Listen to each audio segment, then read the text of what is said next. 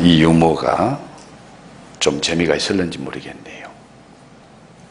베드로 예수님을 잡으려고 가룟 유다하고 제사장의 무리들이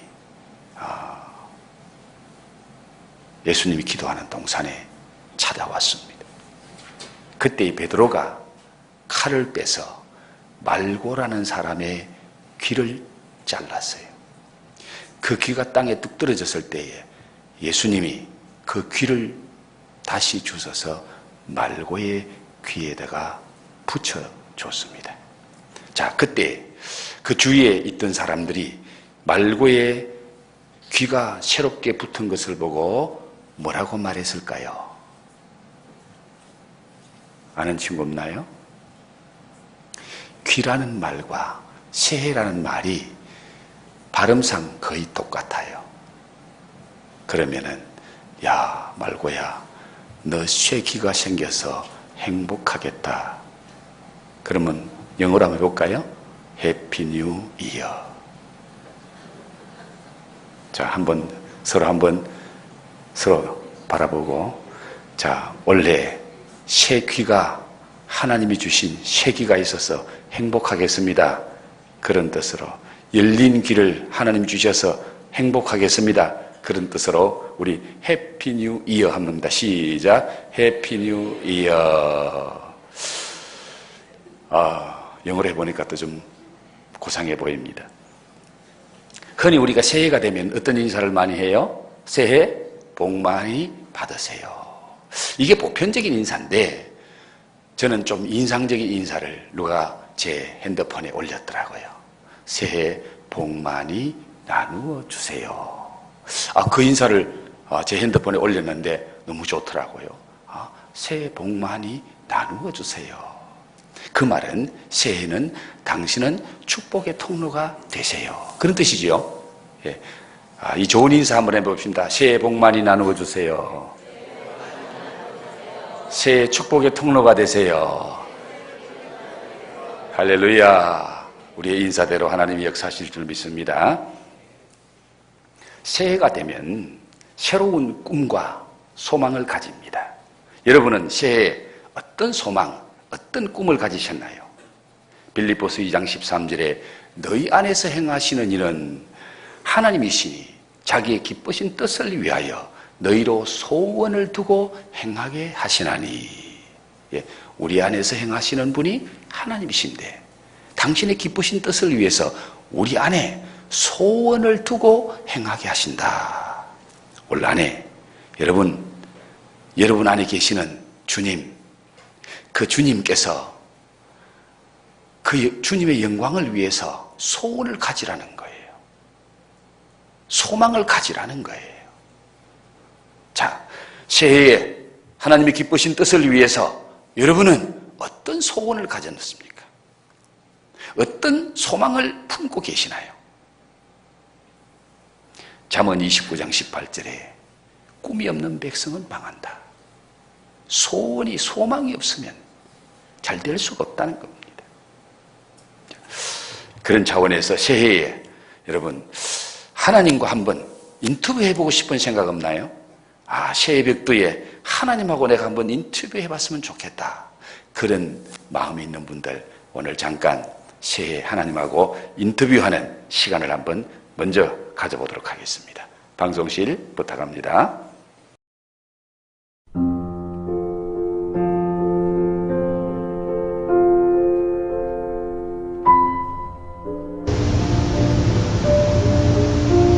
하나님과 인터뷰하는 꿈을 꾸었다.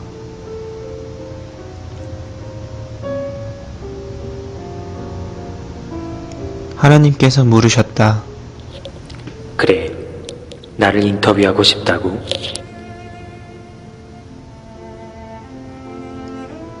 예, 시간이 허락하신다면요.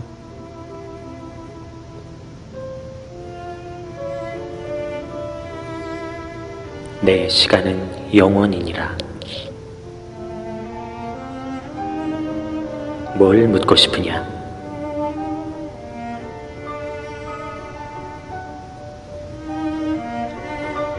인간에게서 가장 놀랍게 여기시는 점은 어떤 것들이세요? 하나님께서 대답하시기를 어린 시절이 지루하다고 한다라며 서둘러 어른이 되려는 것, 그리고 어른이 되면 다시 어린애로 돌아가고 싶어 하는 것. 돈을 벌기 위해 건강을 해치고 나서는 잃어버린 건강을 되찾기 위해 번 돈을 다 써버리는 것.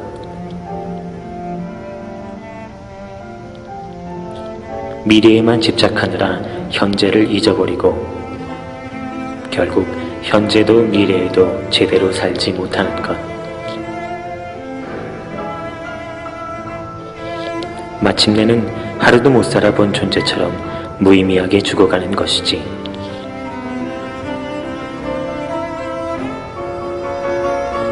하나님은 내 손을 잡으셨다. 그렇게 한동안 말이 없었다.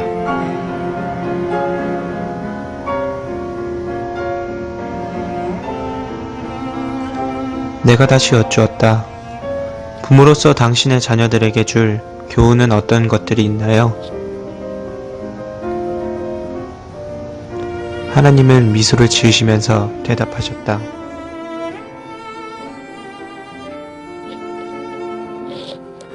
남과 자신을 비교하는 일은 좋지 못하며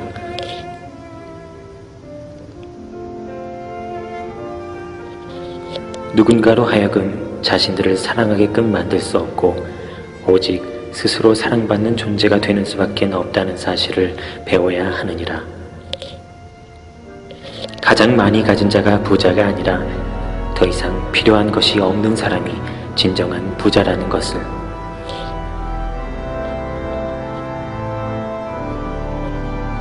사랑하는 사람에게 상처를 주는 데는 단 몇 초밖에 걸리지 않지만 그 상처를 치유하는 데는 여러 해가 걸릴 수도 있다는 사실을. 용서를 실천함으로써 용서하는 법을 배우기를.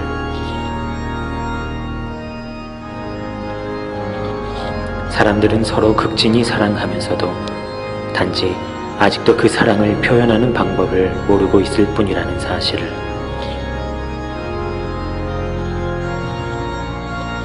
두 사람이 똑같은 것을 바라보면서도 그것을 서로 다르게 볼 수도 있다는 사실을.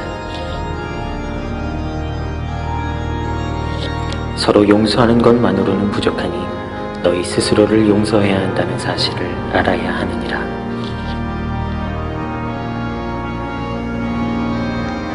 시간을 내주셔서 감사합니다. 그 밖에 또 들려주실 말씀은요? 내가 겸손하게 엽죽자.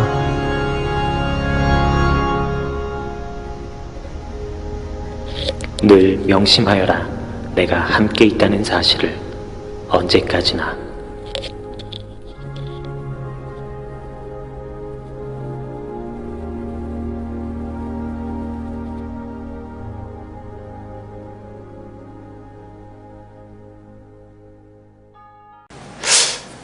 잘 보고 들으셨나요? 아마 하나님과 인터뷰하는 이 말씀을 들으면서 우리가 느끼는 것은 다 다르겠죠. 그러나 저는 이 말씀을 들으면서 사람들이 참 지혜롭지 못하게 사는구나.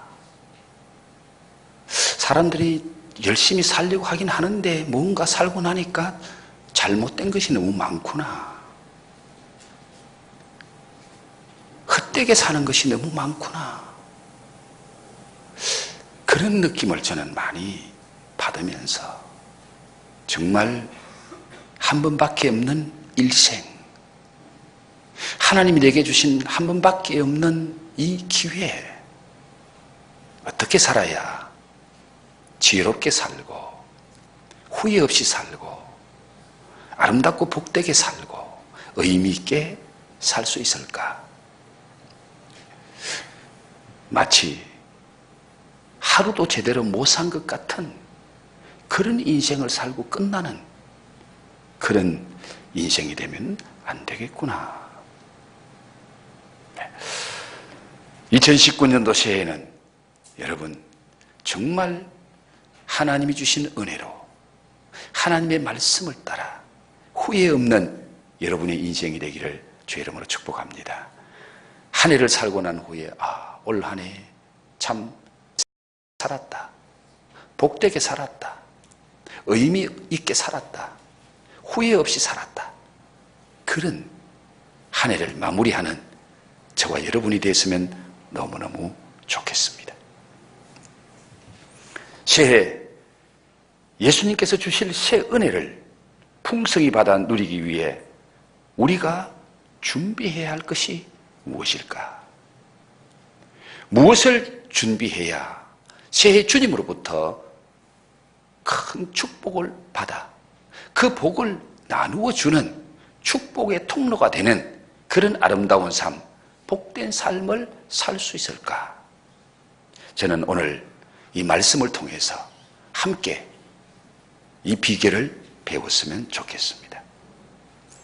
오늘 마가복음 2장 22절 짧은 한 절의 말씀. 이 말씀은 새 포도주는 낡은 가죽 부대에 넣는 자가 없나니 만일 그렇게 하면 새 포도주가 부대를 터뜨려 포도주와 부대를 버리게 되리라. 오직 새 포도주는 새 부대에 넣느니라. 라는 이 주님의 한마디 말씀. 이 말씀은 우리는 좀 해석이 필요하고 잘 와닿지 않는 그런 말씀일 수도 있지만은 유대 나라에 사는 유목민들은 그들의 일상의 삶이 바로 이러한 삶이기 때문에 주님께서 하시는 이 말씀을 그들은 너무 잘 쉽게 알아듣고 받아들이는 거예요. 여러분, 양이나 염소를 통으로 껍질을 잘 벗겨서 그 양다리 구멍난 데를 묶고 막으면은 좋은 가죽 부대가 되는 거예요. 그 좋은 가죽 부대에 포도주를 넣어 놓으면은 이 새 포도주는 발효되면서 가스가 생겨요. 그러면 이 오래된 가죽 부대, 기름기가 없고 딱딱해지고 굳어 있는 그런 가죽 부대에는 이 새 포도주를 넣어 놓으면은 포도주가 발효되면서 생기는 가스에 의해서 이 부대가 팽창되다가 터져버리는 거예요. 그러면 부대도 못 쓰고 그 안에 담은 포도주도 다 버리고, 그래서 유대인들은 새 포도주를 낡은 가죽 부대에 넣는 사람은 없다. 이건 지극히 상식적인 일이기 때문에 그렇게 하는 사람은 아무도 없다. 오직 새 포도주는 새 가죽 부대에 넣는다. 새 가죽 부대는 부들부들하고 신축성이 있어서 포도주가 그 속에 들어가서 발효하면서 가스가 생겨도 이 새 가죽 부대는요, 늘어나기도 하고 줄어들기도 하면서 충분히 그것을 감당해내기 때문에 새 포도주는 새 가죽 부대에 넣는다. 그렇게 주님이 말씀하십니다. 이건 그들의 삶이기 때문에 너무 잘 아는 말씀이죠. 그러나 우리 주님께서 이렇게 말씀하실 때는 단순히 그들이 잘 알고 있는 지극히 상식적인 그걸 가르쳐 주려고 주님이 그렇게 말씀하신 것은 아닙니다. 바로 오늘 주님께서 하신 이 말씀, 주님은 새해에 새 포도주와 같은 새 은혜를 부어주시려고 주님은 다 예비하고 계십니다. 준비해놓고 계십니다. 그 새 은혜, 그 새 축복을 우리가 받아 내 것으로 누리려면 내가 뭘 가지고 있어야 돼요? 새 부대를 가지고 있어야 되는 거예요. 새 부대를 준비해 놓고 있어야 되는 거예요. 그 새 부대가 없으면은 주님이 주시는 새 포도주 같은 그 새 은혜, 새 축복 받고 싶어도 받을 수 없고 주님께서는 주고 싶어도 주실 수 없다는 거예요. 자, 그럼 주님께서 왜 새 포도주는 오직 새 부대에 넣어야 된다고 말씀하십니까? 답은 뻔하지요. 낡은 부대에 넣으면 어떻게 된다? 부대가 터져버린다. 그러면 둘 다 못 쓴다. 부대도 버리고 포도주도 버리고 둘 다 못 쓰게 되기 때문에 새 부대는 오직 새 포도주는 새 부대에 넣어야 된다. 주님께서 이 말씀을 언제 하셨는지 그 말씀의 배경을 여러분이 아시면은 주님께서 왜 이 말씀을 하셨는지를 알게 됩니다. 이 말씀을 18절부터 보면 배경이 나옵니다. 요한의 제자들이 예수님의 제자들에게 찾아와서 그리고 예수님께 말합니다. 우리 요한의 제자들과 바리새인들은 금식을 합니다. 일회에 2번씩 금식하면서 금식 기도하면서 이렇게 영적인 삶을 사는데 어떻게 당신의 제자들은 금식도 안 하네요? 기도도 안 하네요? 이런 식으로 예수님의 제자들을 비판할 때에 예수님이 2가지 말씀을 하시면서 그 2가지 말씀 중에 하나가 바로 오늘 이 말씀이에요. 그렇다면은 낡은 부대는 뭘 말할까요? 바로 낡은 부대도 사람을 말하고 새 부대도 사람을 말하는 거예요. 그러면 낡은 부대는 옛사람, 세속적인 사람, 가치관이 바뀌지 않는 사람, 율법에 젖어 있는 사람, 그래서 종교적인 행위는 하는데 정말 그 의미를 제대로 알지 못하고 종교적인 습관에 젖어서 일주일에 2번씩 금식하는 것이 유대인의 전통이지. 그래, 우리 일주일에 2번씩 금식해야 유대인의 전통에 따라서 사는 그런 율법을 지키고 사는 그런 사람이야. 그거 안 하면은 이건 율법도 안 지키고 신앙생활도 제대로 안 하는 잘못된 사람이야. 그렇게 취급하는 이 사람들이 바로 낡은 부대, 굳어있는 부대, 새 것을 받아들이지 못하는 부대, 그런 부대라는 거예요. 그렇다면은 이 낡은 부대, 구약의 율법에 사로잡혀 있고 굳어져 있고 그 율법에 의해서 의무적으로 종교적인 삶을 사는 그런 사람은 예수님이 주시는 새 은혜, 새 축복을 받을 수 없다는 말입니다. 우리 예수님이 주시는 이 새 은혜, 새 축복은 그런 율법이나 어떤 종교적인 그런 어떤 그릇 안에서는 담을 수 없는 놀라운 새로운 은혜를 우리 주님이 주신다는 겁니다. 그래서 새 부대를 준비해야 새 포도주의 그 복을 받을 수 있다. 새 부대가 준비되지 못하면은 새 포도주와 같은 그 은혜, 그 축복을 받을 수도 없고 주실 수도 없다라는 것을 오늘 이 말씀을 통해 우리에게 말씀하고 계십니다. 그렇다면 새 부대는 무엇이고 새 부대는 어떻게 만들어집니까?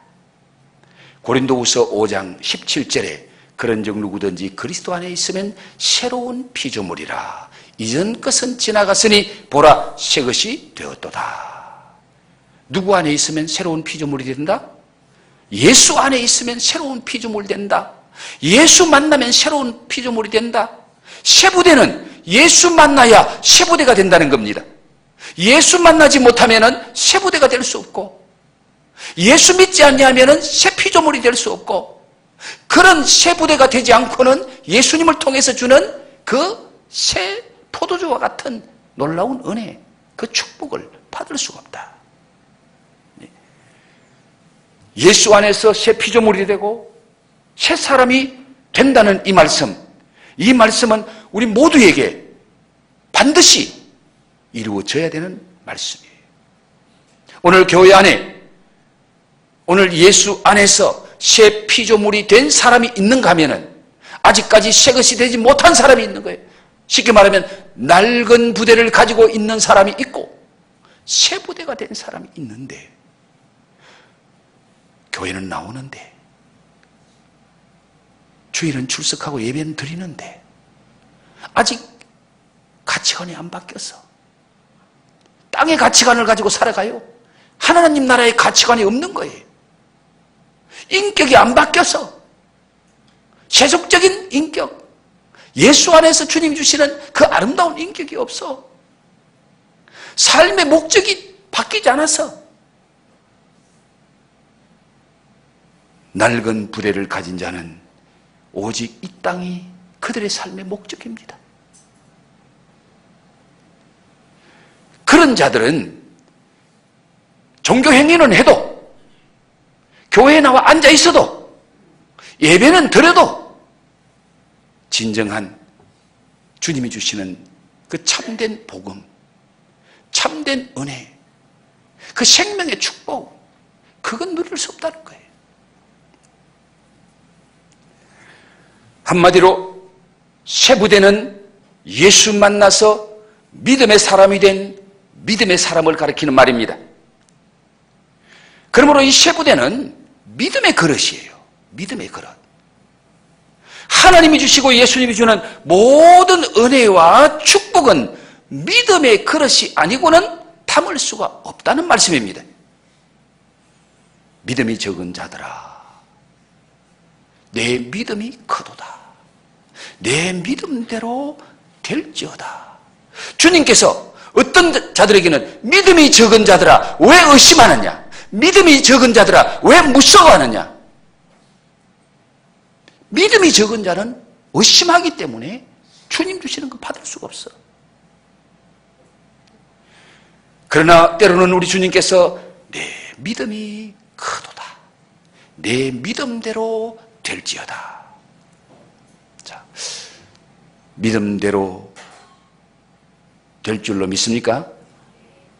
우리 옆에 분하고 한번 합시다. 믿음대로 됩니다. 믿음대로 됩니다. 네.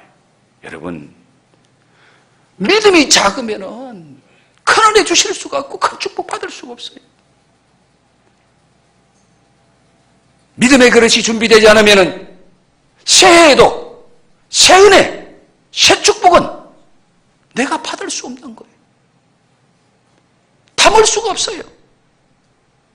아무리 받고 싶어도 믿음의 그릇이 준비되지 않으면, 그리고 믿음의 분량이 작으면 큰 은혜, 큰 축복을 받을 수가 없습니다. 제가 부산에 있을 때는 종종 시간이 나면은 바로 조금만 나가면 바닷가니까 태종대 그 언덕 위에서 저 바다를 내려다보면은, 이야, 바다가 참 넓다. 이 바닷물이 얼마나 많을까. 그 바닷물. 그리고 그 바다에는 작은 통통배로부터 큰 화물선이 지나갑니다. 여러분, 그 넓은 바다, 그 많은 물은요, 어떤 그릇을 가져가도 그 그릇을 채우고 남습니다. 그 바닷물을 길러오려고 조그마한 종지기 하나를 가져가면은 그 종지기에 채워옵니다. 그 바닷물을 가지고 오려고 한 말 통을 가져가면은 한 말 통에 채워옵니다. 그 바닷물에 큰 추럭, 물탱크를 실은 큰 추럭을 가져가도 그 추럭에 채우고 남고요. 때로는 유조선 같은 큰 배를 바다에 가지고 나가도 바다는 얼마든지 채워주고도 남는 거예요. 여러분, 우리 주님이, 우리 하나님이 우리를 위해 예비하신 그 은혜, 그 축복은요, 바다보다 더 풍성한 줄로 믿습니다. 바다보다 더 큰 줄로 믿습니다. 문제는 나의 믿음입니다. 나의 믿음이에요. 종지기 같은 믿음으로는 하나님이 한 말을 주고 싶어도 못 받는 거예요. 네? 리터로 하면 더 좋겠네요. 여러분, 음료수 제일 큰 게 1.8리터인 그렇잖아요. 큰 병 하나. 그런데 하나님이 주고 싶은 것은 엄청 많이 주고 싶은데 여러분은 1.8리터짜리 그 병 하나만 들고 있으면은 그 병밖에는 못 채우는 거예요. 못 채우는 거예요. 지난 송구 영신 예배 때 제가 솔로몬 성전의 두 기둥에 관해서 말씀을 전했죠. 예, 오늘 임장로님이 기도하실 때도 그 기도하시네요. 약인과 보아서. 오늘 선물 잊어버리고 안 가져왔네. 가져왔으면 내가 한번. 약인이 무슨 뜻이에요? 약인. 약인이 무슨 뜻이에요? 하나님이 세우신다. 보아서는 무슨 뜻이에요? 하나님은 능력이 많으시다. 능력의 하나님. 솔로몬 성전의 두 기둥은 능력의 하나님이 세워주신다. 이 뜻이에요. 능력의 하나님이 세워주실 것이다. 앞으로 우리의 삶은 이 성전에 와서 하나님 앞에 기도하고 하나님 앞에 예배하고 하나님과 바른 관계만 되면은 하나님이 능력 많으신 하나님이 내 인생을 세워주신다. 내 인생을 책임지시고 내 인생을 이끌어주신다. 이게 솔로몬 성전의 두 기둥이에요. 그런 믿음이 여러분에게 있기를 주의 이름으로 축복합니다. 그런 믿음이 있는 자에게는 하나님이 능력으로 역사하시는 거예요. 그런 믿음이 있는 자는 하나님이 채워주시는 거예요. 채워주시는 거예요. 그런데 믿음이 없어. 자, 그렇다면 이 믿음의 새 부대는 어떻게 만들어질까요? 이 믿음의 그릇은 어떻게 키울 수 있을까요? 답부터 먼저 드리면 믿음의 그릇은 예배를 통해서 만들어집니다. 믿음의 그릇은 예배를 통해서 키워주십니다. 믿음은 내가 키울 수 없습니다. 믿음은 누가 키워주느냐? 하나님이 키워주시는 거예요. 하나님이 키워주시는 거예요. 그래서 여러분, 예배를 통해서 하나님과의 관계가 바로 되고 하나님과 깊은 영적 교제 속에 들어가면 하나님은 우리에게 믿음을 주실 뿐만 아니라 그 믿음이 무럭무럭 자라도록 믿음을 키워주시는 거예요. 예배를 통해서 하나님의 말씀을 들어야 믿음이 자라는 겁니다. 로마서 10장 17절에 믿음은 뭐 하면서 난다? 들음에서 나고 들음은 그리스도의 말씀으로 말미암느니라. 하나님의 말씀을 들어야 믿음이 생기는 거예요. 하나님의 말씀을 먹어야 내 믿음이 자라는 거예요. 내 믿음이 자라는 거예요. 믿음은 내 스스로가 자라게 하는 것이 아니라 내 안에 주님의 말씀이 들어와야 내 믿음이 자라는 거예요. 말씀의 꼴을 먹어야 내 믿음의 그릇이 커지는 거예요.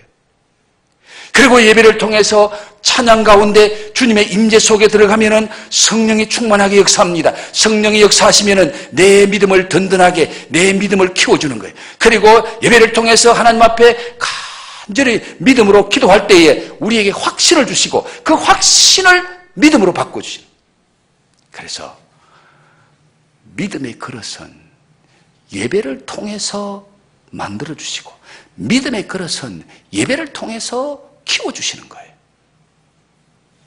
자, 여러분, 하나님이 주시는 이 믿음의 그릇, 내 믿음이 크도다. 그 큰 믿음은 바로 예배를 통해서 주님과 교제하고 하나님과 교제하고 하나님과 함께 늘 영적인 삶을 살 때에 이 믿음이 커지는 거예요.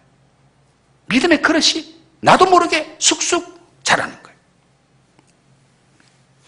다른 그 어떤 것으로도 이 믿음을 키울 수 있는 방법은 없습니다. 오직 우리의 믿음의 그릇은 예배를 통해서 주님의 그 은혜를 받아야 내 믿음의 그릇이 커지고 내 믿음의 그릇이 커질 때에 그 믿음의 그릇 따라서 주님께서 주시는 은혜, 주님께서 주시는 축복을 내가 받아 누릴 수 있는 거예요. 아무리 받아도 내가 믿음의 그릇 없으면 내 것이 안 됩니다. 누릴 수 없습니다. 구약 성경에 한 여인이 두 아들을 데리고 엘리사라는 선지자를 찾아갑니다. 그 여인이 엘리사에게 찾아가서 선지자님, 우리 남편이 당신의 제자가 아닙니까? 당신도 잘 아는 당신의 제자인데 우리 남편이 그만 죽었습니다. 우리 남편이 당신 밑에서 신학 공부하느라고 빚을 많이 지고 죽어버리니까 빚쟁이들이 와서 우리 두 아들을 노예로 빚 못 갚는 대신에 아들을 끌고 가려고 합니다. 선지자님, 어떻게 우리 가정 좀 살려주세요. 우리 자식들 좀 살려주세요. 그 안타까운 부르짖음을 들은 엘리사가 그래, 그러면 두 아들을 데리고 동네에 가서 빈 그릇을 빌려라. 빈 그릇을 빌려와서 너희 집 들어가서 방문을 닫고 너희 부엌에 있는 기름병을 가지고 와서 그 그릇에 부어라. 이 여인은 선지자의 말을 믿고 동리에 가서 두 아들과 함께 빈 그릇을 빌렸습니다. 그리고 빈 그릇을 빌려와서 방 안에 들어가서 방문을 닫고 부엌에 있는 기름병을 가지고 부었더니 기름병에서 계속 기름이 흘러나오는 거예요.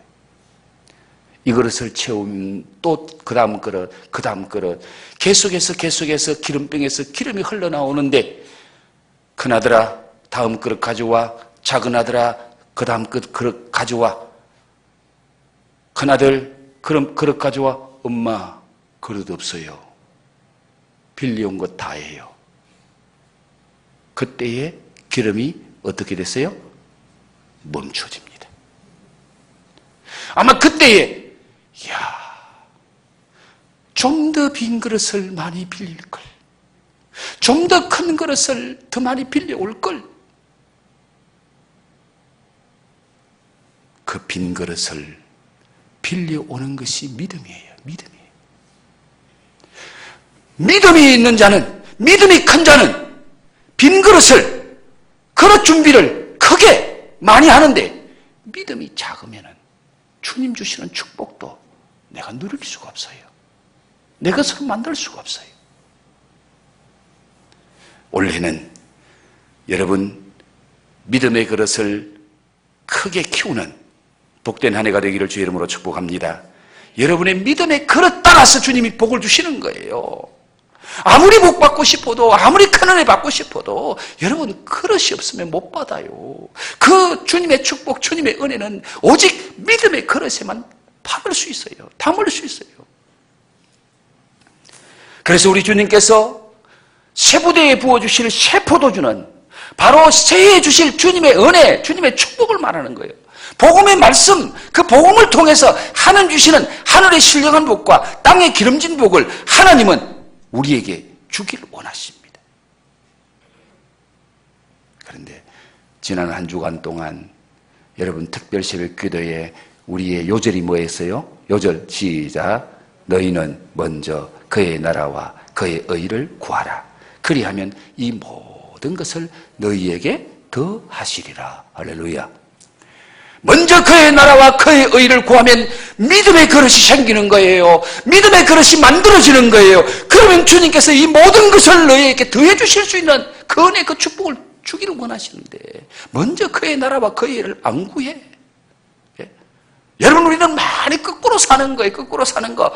복 많이 받고 세상에 가서 뭔가 출세하고 잘 되면은 하나님 돈 많이 벌게 하시고 우리 가정 뭐 이렇게 복 주시면은 그 다음에 내가 신앙생활 잘할게요. 그 다음 내가 교회 잘 섬길게요. 그 다음 주님이 원하는 일 내가 할게요.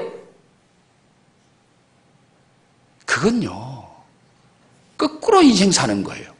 그건 내가 원하는 거지 하나님이 원하는 건 아니에요. 하나님은 먼저 뭘 하라 그랬죠? 먼저 그의 나라와 그의 의를 구해라. 네가 먼저 하나님과의 관계가 바로 돼야 돼. 먼저 하나님의 나라가 너에게 임해야 돼. 먼저 네 마음에 하나님이 임하고 네 마음에 예수님이 임하고 그래서 네 마음에 하늘의 영광이 임하고 하늘나라가 임하고 하늘의 평강이 임하고 하나님이 너를 다스려주고 그리고 네가 하나님의 의를 행하며 하나님의 뜻대로 살 때 내가 이 모든 거 너에게 얼마든지 더해준다. 먼저 하나님의 나라와 하나님의 의를 구하는 것이 믿음의 그릇을 준비하는 것임을 믿으시기 바랍니다. 그때 하나님이 채워주시는 거예요. 인생 거꾸로 살지 마십시오. 하나님과 인터뷰하는데 보십시오. 돈 번다고 막 건강 다 해쳐놓고 나중에 돌아서서 이런 건강 찾으려고 그 돈 번 돈 다 써도 그 건강 못 찾는 것이 인생을 지혜롭지 못하게 사는 인생이라고. 오늘 많은 사람이 그렇게 살아요. 막 돈 하다가 건강 다 잃어버려. 세월 다 보내버려. 그리고 뭔가 조금 가졌는 것 같은데 나중에는 내가 병들어 버리네. 그 병 고치려고 번 돈 병원에 다 갖다 줘버려. 그런 어리석은 인생 살지 말라는 거예요. 그런 인생을 거꾸로 사는 거예요. 올 한 해 여러분들이 꼭 받고 싶은 새 포도주의 그 새 축복, 새 은혜가 무엇입니까?